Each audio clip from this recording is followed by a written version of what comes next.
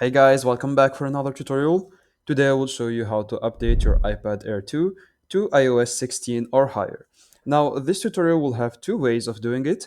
The first way is to use iTunes. So I'm going to show you this right now.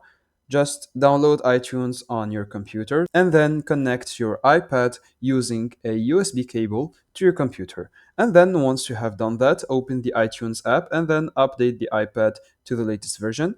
If that doesn't work, you can also use the Altphone iOS System Repair. This is a software that will help you download the latest iOS versions, whatever your device is.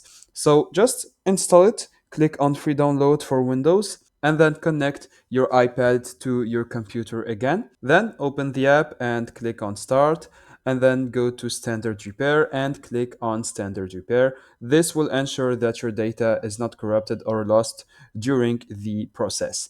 Then go to Start Standard Repair and choose the path that you want. Just wait for it a few seconds so the process is done. And then if you go back to your iPad, it will restart automatically. And if you go to the iPadOS version, you will see that it is at 16.1. So that's it, guys. I hope you enjoyed this tutorial. Don't forget to like and subscribe if it helped you.